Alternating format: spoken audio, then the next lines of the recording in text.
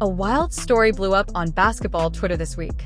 People are saying the Seattle Storm's owner cursed out a teenage girl just for holding up a sign supporting Sophie Cunningham.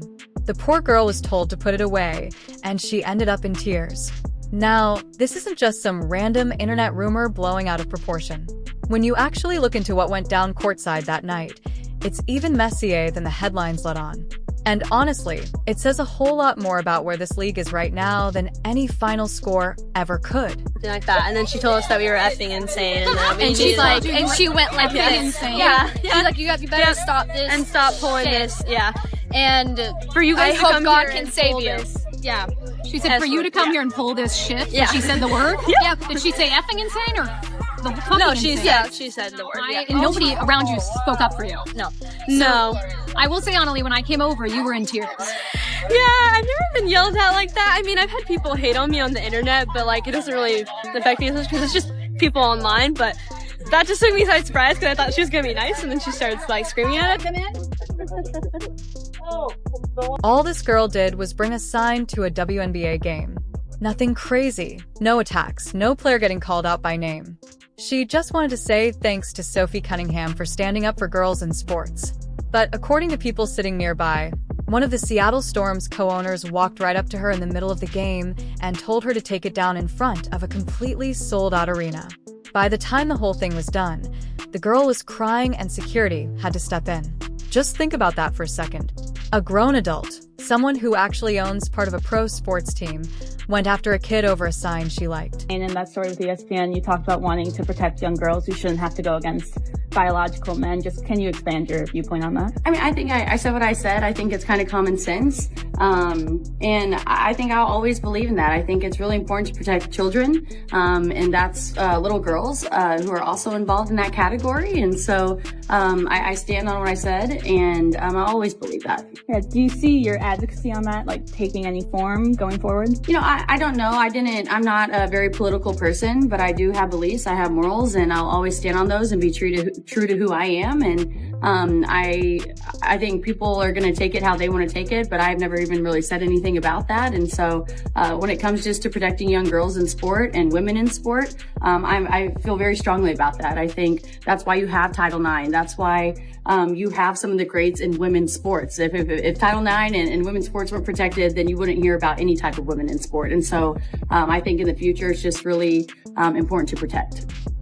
Do you think, I guess, along the line like that, it goes against perhaps, some people might say, hey, for the trans community, this could be something that could come back on us or be targeted against us. Like, how do you, I guess, view that sort of critique? You know, like I said, I extend love, and I don't dislike anyone. Like, I think there's room for absolutely everyone here, and I think there's room to love everyone. Weeks before this whole thing happened, Sophie Cunningham did an ESPN interview and got asked straight up about protecting women's sports. She didn't dance around the question, and she didn't try to water it down either. She said flat out that she wants to protect young girls in locker rooms, that they shouldn't have to compete against biological men, and that no matter how much backlash comes her way, that's something she's always going to stand behind. How the left is completely intolerant and the actual hateful ones. This woman is not an owner of a basketball team. She's an owner of a left-wing, radical, political activist group that happens to play basketball. Because this team has endorsed Kamala Harris for president.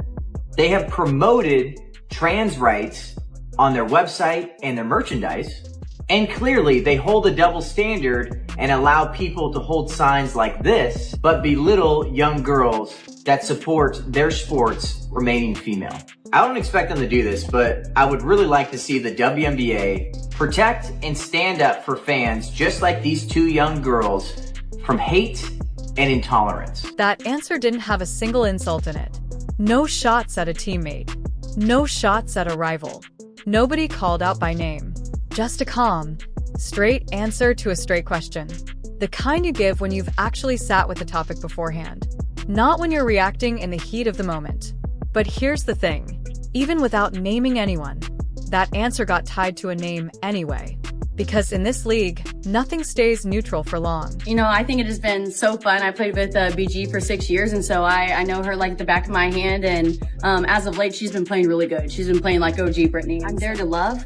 but I'm also there to love biological women. And I think that there are rights that need to be protected. And like I said, I'm going to stand true to that. I'll never falter in my beliefs in that, but I have never once said I hated the trans community.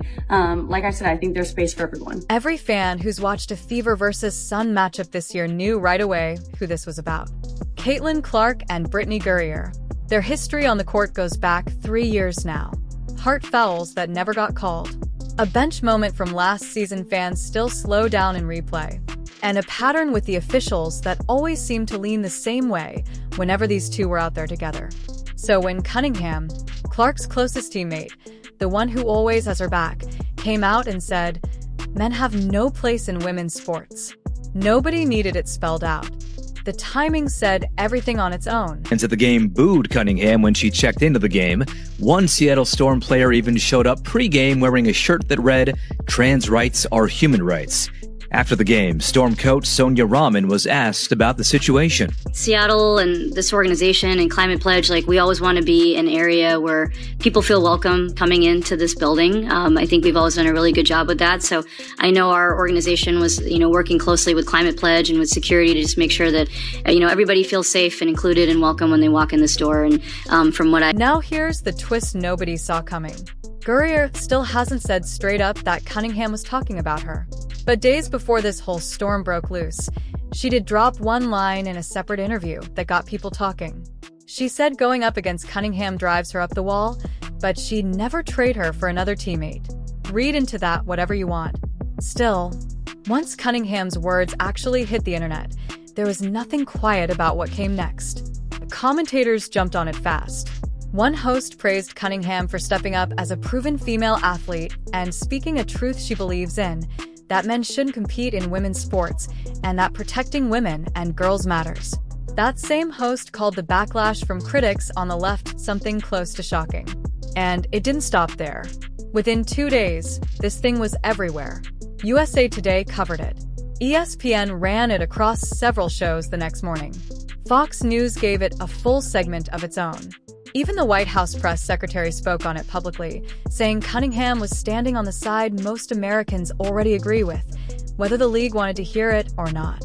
Think about that for a second. A role player from the WNBA answering one honest question turned into a full-blown national story that had nothing to do with basketball scores anymore. And Cunningham never planned for any of this. One voice on air praised her hard, saying, "The idea that opposing trans athletes in women's sports equals hatred is completely backwards. This isn't about hate at all. It's about fairness for women who are born biologically female. Their rights matter, too." And that's when Leah Thomas got brought up again. A swimmer ranked outside the top 400 competing as a man who then became the top-ranked woman after transitioning. Pretending that shift doesn't carry an athletic edge, the commentator said just isn't using common sense. But here's the real story, the part that actually deserves attention. What Cunningham did after the storm hit. Reporters circled back days later, clearly expecting her to backtrack, soften her words, or clean it up into something safer. She didn't.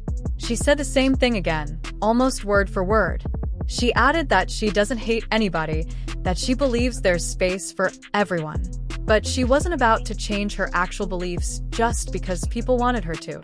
That's not someone chasing headlines. That's someone who got asked a real question, gave a real answer, and stood behind it once the heat arrived. One commentator called it rare, especially for someone her age, to speak up on something this loaded, knowing full well it would get torn apart online, and then not back down.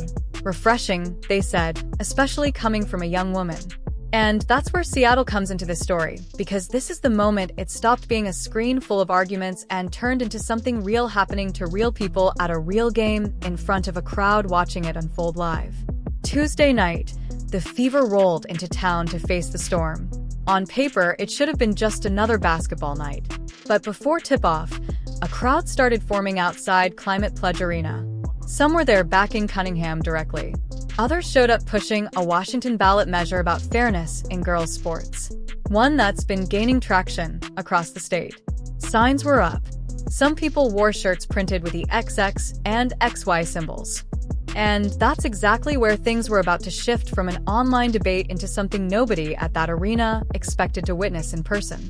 None of this crowd outside the arena was targeting a single player on the Storm roster. This was bigger than that.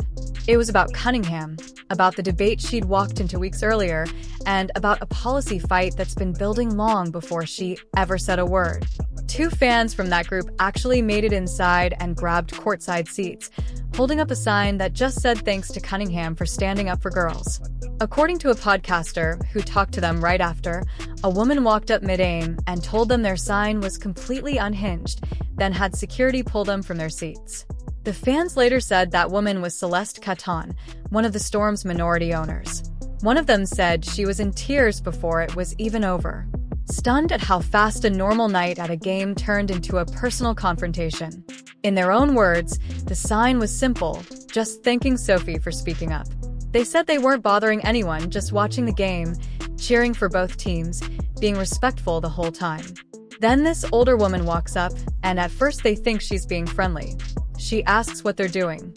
Then it turns into her telling them Jesus loves everyone, hoping Jesus forgives them for their sins, and then flat out calling them insane and telling them to knock it off. Now sit with that for a second, because the imbalance here is glaring. There was more than one her belief, as she put it, was simple: women are adult human females, and they deserve spaces built just for them, whether that's sports, shelters, or prisons. So, ask yourself something obvious. If a sign that just says, "Thank you for speaking up for girls," gets a fan screamed at by ownership, while a shirt pushing the opposite side of that same debate gets nothing but cheers from the crowd, what does that actually say about where this organization really stands? That sign wasn't disrespectful. It didn't call out anyone on the Storm by name. All it did was agree with Sophie Cunningham. The Storm's majority owner, Jenny Gilder, put out a statement admitting a co-owner had said something to 2 fans, apologizing and saying, "Everyone attending a game deserves to feel welcome no matter what they believe." But notice what that statement conveniently skipped. No name, no explanation of what was actually said. No answer for why a co-owner felt she had the right to confront paying fans over a sign in the first place. It read like a statement designed to make the story quietly go away, not one built to actually take responsibility. Then came the real headline. News broke that Celeste Caton had been fined and banned from attending the next 5 Storm home games. A punishment that came straight from the league office, tied directly to what happened with those Fever fans. And that right there is the whole story, once you cut through the noise. Cunningham didn't do anything to deserve any of this. She answered a question honestly, stood behind it twice under pressure, and then watched a teenage fan get treated like a threat just for agreeing with her out loud. Nobody should get screamed at by a team owner over a sign or a shirt at a basketball game. Full stop. No matter which side they're on, but the fact that it only happened to the fans supporting Cunningham tells you pretty much everything about how one-sided the tolerance really is in some corners of this league. Straight talk, no sugarcoating it. Men shouldn't be competing against women in sports. Period. That's not a debate. That's not something that needs a panel discussion. And it definitely shouldn't get labeled as hate just because someone doesn't want to compete against people with biological advantages women simply can't match, no matter how hard they train. And here's a question worth asking. Why does this only ever go one direction? Why don't we see biological women transitioning and then competing in men's leagues? Nobody's ever pointing to that. It's always the other way around. This story also didn't happen in isolation. About a week earlier, another WNBA player quietly saw her playing time shrink right after she spoke up about protecting women's sports. No official statement, no real explanation. Just enough quiet pressure to send a message to everyone else in the league without a single word needing to be said in any locker room. To be clear, this was never about hating trans people or what they do in their own lives. It's about fairness on the court. Biological women competing against biological women. Biological men against biological men. Simple as that, and rooted in basic biology. So, when people start asking why the league seems to tolerate almost every opinion except this one, Seattle is exactly why that question won't go away. Wanting fair competition is an extreme. Most Americans actually agree with it. The problem is saying it out loud calmly and respectfully apparently makes you a target. Whether that's a coaching staff trimming your minutes or an owner walking up to a crying teenager and demanding she put her sign away in a packed arena, the pattern is impossible to ignore. And through all of it, she stood her ground twice on camera, refusing to soften what she actually believes. The real question now isn't about her anymore. It's about whether this league keeps treating her supporters differently than everyone else, or if that one apology was just enough to bury the story before the next one shows up. So, here's what you need to do. Drop your take in the comments right now. Do you think fairness in women's sports is really this controversial? Hit that like button, subscribe if you haven't already, and turn on notifications so you never miss the next update on this story as it keeps unfolding.